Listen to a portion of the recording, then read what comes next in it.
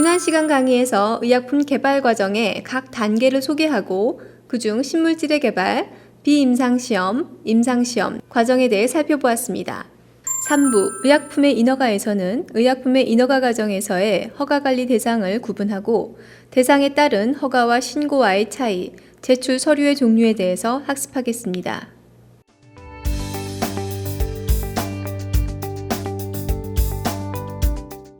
안녕하세요. 성균관대학교 교수 이재환입니다. 우린 지난 시간에 의약품 개발을 위해서 동물을 중심으로 한 비임상시험, 또 사람을 대상으로 하는 임상시험 뿐만 아니라 물리학적인 여러 가지 시험을 통해서 의약품의 안전성과 유효성, 그리고 품질에 대한 많은 자료들을 모집하는 그런 과정들을 살펴봤습니다. 이렇게 의약품의 여러 가지 자료들을 모집하는 궁극적인 목표는 뭘까요? 의약품을 판매하기 위한 것입니다. 그런데 의약품을 판매하기 위해서는 그동안 모았던 여러 가지 자료들, 안전성, 유효성과 품질에 관한 자료들이 과연 합당한 것인지 객관적인 제3자에 의해서 평가를 받는 그런 과정을 거쳐야 됩니다. 우리 이거를 인허가 과정 이렇게 이야기하기도 하고요. 정부의 어떤 허가 심사 과정 이렇게 이야기도 합니다. 말씀드린 바와 같이 이 인허가 과정은 기업의 입장에서는 자신이 개발한 의약품의 안전성, 유효성, 그리고 품질에 대한 평가를 받는 그런 과정이 될 것이고요. 또 국가기관의 입장에서는 이 약물들이 국민들한테 투여됐을 때 과연 안전하고 또 유효한지에 대한 심사를 하는 그런 과정으로 활용을 하게 됩니다. 여기서 우리가 의약품 판매와 관련되어져서 허가를 받는다라는 표현을 썼는데요. 이 허가라고 하는 것은 일반적으로 금지되어진 행위를 적법하게 일정한 요건을 갖췄을 경우 이를 적법하게 허용하는 그런 행정항입니다. 의약품은 방금 말씀드렸듯이 판매를 목적으로 제조하거나 수입하는 경우에 허가를 받기 때문에 판매를 목적으로 하지 않는 그러한 행위에 대해서는 제조나 수입 행위에 대해서는 따로 허가를 받지는 않습니다. 통상적으로 우리가 임상시험 의약품이나 또는 허가를 받기 위해서 하는 시험적인 제조 행위에 대해서는 별도로 허가를 안 받는 것이 이러한 이유가 되겠습니다. 우리가 의약품 허가를 하는 이러한 행정 과정을 통해서 실질적으로 이루고자 하는 궁극적인 목적은 해당 의약품이 우리가 생각하는 만큼의 안전성과 유효성을 갖고 있는지, 또 품질은 그만큼 보증되어져 있는지 하는 것을 심사하기 위한 것이라고 할 수 있겠습니다. 다만 우리가 의약품을 허가하는 데 있어서 모든 약에 대해서 다 똑같은 그러한 허가의 기준을 적용하는 것은 아닙니다. 그 의약품이 어떠한 의약품이냐에 따라서 허가에 필요한 여러 가지 요건들이 달라지겠습니다. 슬라이드를 보시면 허가관리 대상 구분해서 그게 세 가지로 구분이 되어지는데요. 일단 신약이냐, 아니면 자료제출 의약품이냐, 아니면 제네릭 의약품이냐에 따라서 우리가 심사를 할 때 필요한 여러 가지 구비 요건, 그래서 이제 자료 제출 범위라고 표현을 하는데요. 그런 자료의 범위가 달라지게 됩니다. 허가 대상 의약품 구분 중에서 첫 번째 우선 신약입니다. 슬라이드에서 보시는 바와 같이 신약은 국내에서 허가된 적이 없는 그런 전혀 새로운 신물질의 의약품입니다. 영어로는 New Chemical Entity 또는 New Molecular Entity라는 표현을 쓰는 그런 물질이 신약이 되겠습니다. 두 번째 분류 대상은 자료제출 의약품입니다. 자료제출 의약품은 기존에 허가된 약과 뭔가 조금이라도 다른 그런 약들을 의미하는데요. 어떤 의약품들이 자료제출 의약품인지 한번 들어보시겠습니다. 자료제출 의약품은 새로운 염을 유효 성분으로 함유한 의약품, 새로운 효능군 의약품, 유효 성분의 새로운 조성 또는 함량의 증감, 새로운 투여 경로 의약품, 새로운 용법 용량 의약품, 새로운 기원의 효소, 효모, 균제제, 새로운 제형입니다. 설명 들으신 바와 같이 자료제출 의약품은 기존에 이미 허가된 의약품과 뭔가 조금씩 다른 그런 의약품들을 이야기합니다. 그런데 이 자료제출 의약품 중에는 그 뭔가 조금씩 다름으로 인해서 안전성, 유효성이나 또는 유용성에 개량되어진 그런 의약품들이 있습니다. 우리는 그걸 개량 신약 이렇게 부르는데요. 퀴즈를 통해서 개량 신약에 대해서 어떤 것들이 있는지 한번 살펴보도록 하겠습니다. 슬라이드를 보시고요. 개량 신약이 아니라고 생각하는 것들이 어떤 것이 있는지 한번 찾아보시죠. 다음 중 계량신약이 아닌 것은 무엇입니까?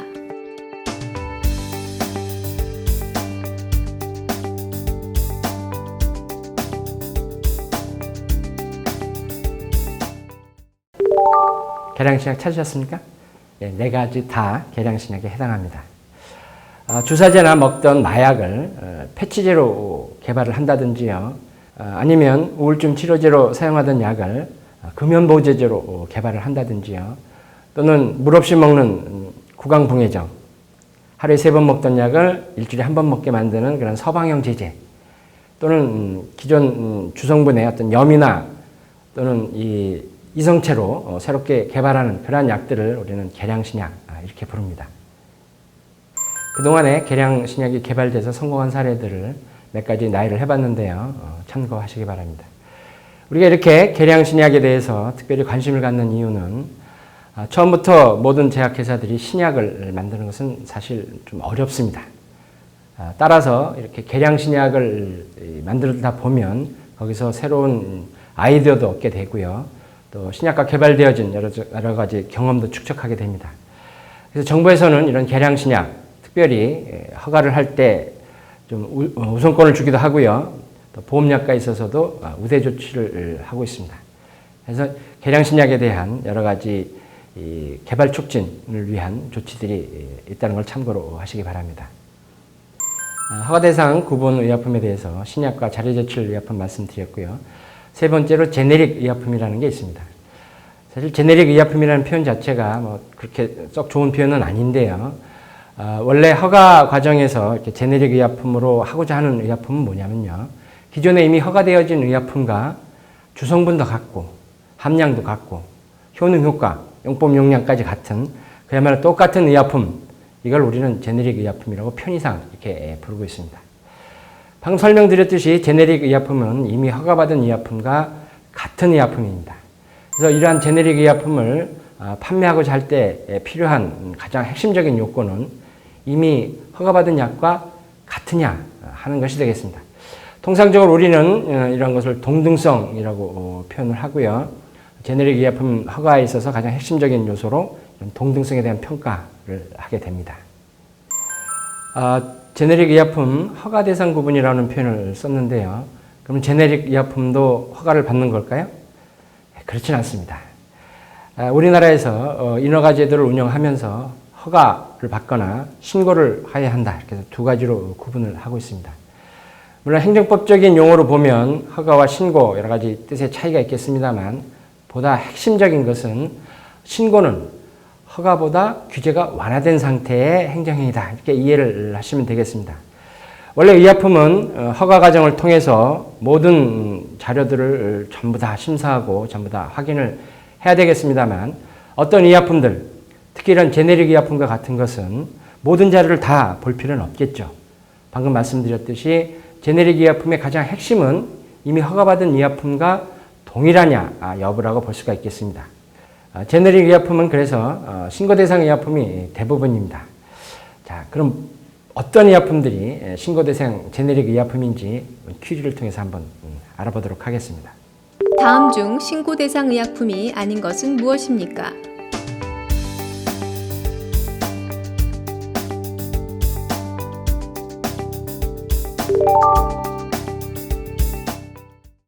그렇습니다.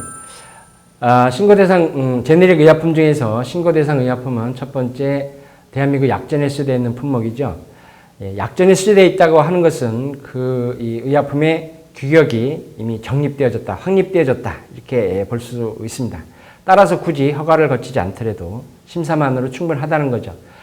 우리는 대한약전을 운영하면서 소위 공정서 및 의약품집이라는 별도의 기준을 갖고 있습니다. 미국 약전, 일본 약전, 유럽 약전, 그리고 불란서와 독일, 영국 약전 이들을 합쳐서 공정서와 의약품집이라고 부르고요. 이러한 공정서 및 의약품집은 대한민국 약전과 동일시 취급을 합니다. 허가 과정에 있어서는 대한약전에 수제되어 있거나 이런 공정서 및 의약품집에 수제되어 있으면 신고 대상 의약품으로 분류가 됩니다. 또 의약품 표준 제조 기준에 맞는 의약품이라는 표현이 있습니다만 의약품들 중에는 이 해당 효능군에 사용되어질 수 있는 성분, 또 그 분량, 또는 표방할 수 있는 효능 효과의 범위를 미리 정해서 그런 범위 내에 적합한 의약품이라면 별도의 복잡한 허가 절차 없이 보다 간편화된 신고 절차를 통해서 의약품을 허가할 수 있도록 이렇게 제도를 운영하고 있습니다. 통상적으로 지금 말씀드린 표준 제조 기준에 수제되어 있는 의약품들은 신고 대상 의약품이 되겠습니다. 마지막으로 식품의약품안전처장은 대한민국 약전에 수제되어 있는 의약품은 아니지만 빈용되어질 수 있는 그런 의약품들에 대해서 기준 및 시험 방법을 또 별도로 고시를 하고 있습니다. 따라서 이런 식품의약품안전처장이 기준 및 시험 방법을 따로 고시한 의약품들은 대한민국 약전 예와 같이 이미 기준 및 규격이 확립되어져 있는 그런 의약품이라고 보고 허가가 아닌 신고 절차를 통해서 시판이 가능하도록 이렇게 운영하고 있습니다. 허가와 신고 대상 의약품에 대해서 설명을 드렸습니다만 슬라이드를 한번 보시죠. 작년 2012년 기준으로 봤을 때 한 4,700품목 정도가 식품의약품안전처를 통해서 품목 허가를 받거나 신고한 의약품입니다. 그 중에 약 3,900개, 대부분의 의약품들이 신고를 통해서 시판되어진 그런 의약품들이고요. 밑에 빨간 그래프로 나오고 있습니다만 허가 대상 의약품들은 신고 대상 의약품에 비교하면 그렇게 많지는 않습니다.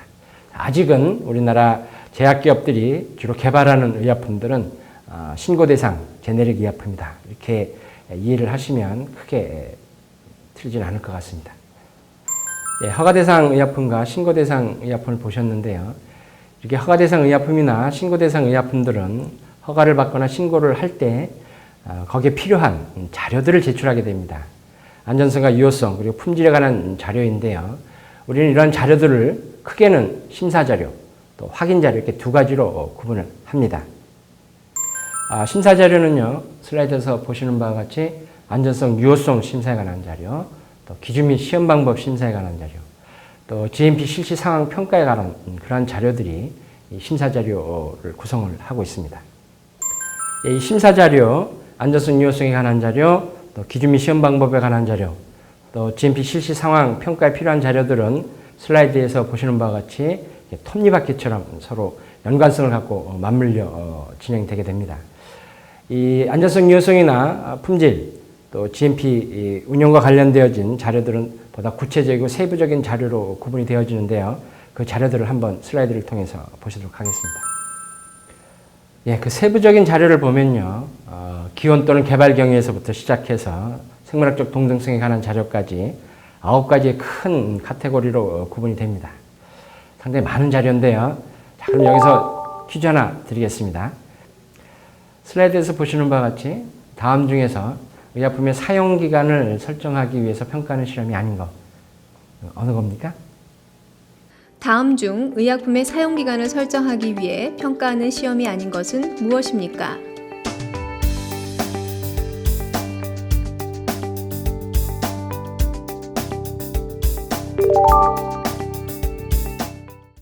답은 가교 시험인데요. 안전성과 관련되어진 시험에는 크게 3가지 시험이 있습니다. 보시는 바와 같이 장기 보존 시험, 가속 시험, 가혹 시험 이런 3가지 시험 방법이 있어서요. 여러 가지 빛과 온도, 습대 조건에 따라서 또 기간에 따라서 시험을 통해서 보관 조건과 보관 기간 이런 것들을 이제 평가하는 그런 자료들이 되겠습니다. 세부 사항을 한번 살펴보도록 하겠는데요. 기원 또는 개발 경위부터 시작해서 생물학적 동등성에 관한 자료까지 9가지 종류의 세부적인 자료를 제출하게 됩니다. 기원 또는 개발에 관한 경위는 이 제품이 개발되게 된 과정을 육하 원칙에 의해서 기술을 하는 것이고요. 구조결정이나 물리학적 성질, 이건 지난번에 저희가 말씀드렸던 기준 및 시험 방법과 관련되어진 그런 자료들이 되겠습니다. 안전성 시험은 스테빌리티라는 표현을 쓰지요. 의약품의 보관 조건이나 사용 기한을 설정하기 위한 시험입니다. 독성과 양리작용, 비임상 시험 설명을 통해서 기억하시겠습니다만 그 해당 의약품의 특성에 따라서 동물 시험을 갖고 독성이나 양리 작용에 관한 시험 자료를 제출하게 되고요. 그리고 임상 시험 성적, 특히 또 외국에서는 어떻게 쓰고 있는지, 국내 유사 제품하고는 어떤 비교가 되는지에 관한 자료를 제출해야 됩니다. 아까 제네릭 의약품에 있어서는 동등성에 관한 자료를 제출한다고 그랬는데요. 특별히 생물학적 동등성에 관한 자료가 필요한 경우에는 사전에 승인을 얻어서 시험을 한 결과를 제출하도록 되어 있습니다. 제가 간략하게 안전성, 유효성 또는 기준 및 시험 방법과 관련되어진 자료 제출 범위를 말씀을 드렸는데요. 자, 그럼 여러분은 만약에 외국에서 임상시험을 한 결과를 허가 신청 자료에다가 첨부해서 제출을 하면 정부에서는 그걸 그대로 인정을 할까요? 여러분 생각은 어떠십니까? 유럽에서 유럽인을 대상으로 진행된 대규모 임상 자료의 국내 인정 여부에 대한 여러분의 의견은 무엇입니까?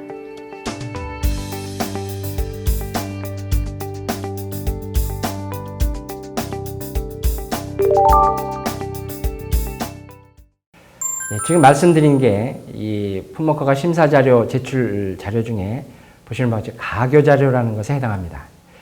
외국에서 외국인을 대상으로 한 임상 시험이 국내 우리 한국인에게도 그대로 적용되어질 수 있는지를 평가하기 위해서 하는 그러한 시험 자료가 되겠고요.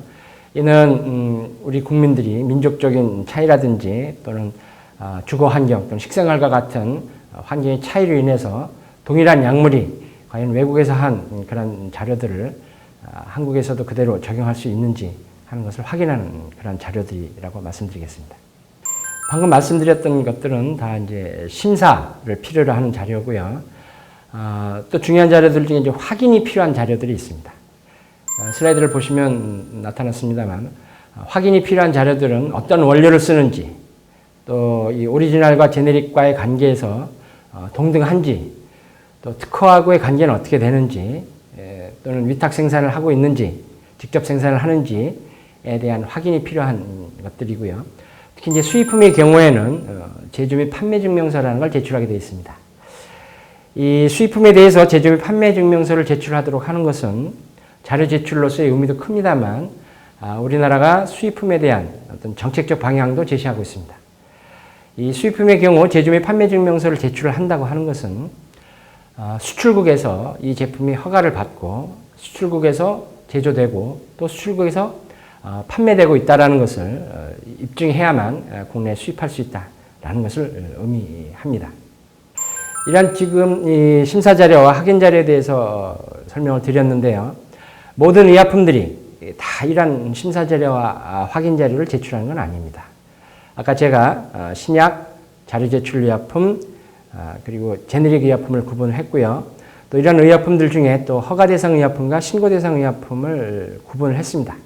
이러한 구분의 가장 근본이 되는 것은 허가를 하거나 또는 신고를 할 때 어느 자료를 얼마만큼 내느냐 하는 것과 밀접한 관계가 있다고 하겠습니다. 신약의 허가를 받기 위해서는 앞에서 말씀드렸던 심사 자료, 확인 자료 거의 대부분을 다 내겠죠. 하지만 신고 대상 의약품으로서 제네릭이라고 한다면 아까 말씀드렸던 바와 같이 동등성에 관한 자료가 주 핵심적인 자료가 될 것입니다. 따라서 허가 신청 시 또는 신고할 때 제출하는 자료, 이것은 허가와 신고와도 관련되어진 중요한 요소라고 말씀드릴 수 있겠습니다. 이렇게 심사 자료와 확인 자료를 제출을 해서 허가 또는 신고를 합니다. 그럼 과연 뭐를 허가받는 걸까요? 우리는 이거를 허가사항이다 이렇게 표현을 합니다. 슬라이드를 보시면 다음 중 허가사항이 아닌 것, 어떤 것들이 허가사항이 아닌 것 같으세요? 다음 중 허가사항이 아닌 것은 무엇입니까?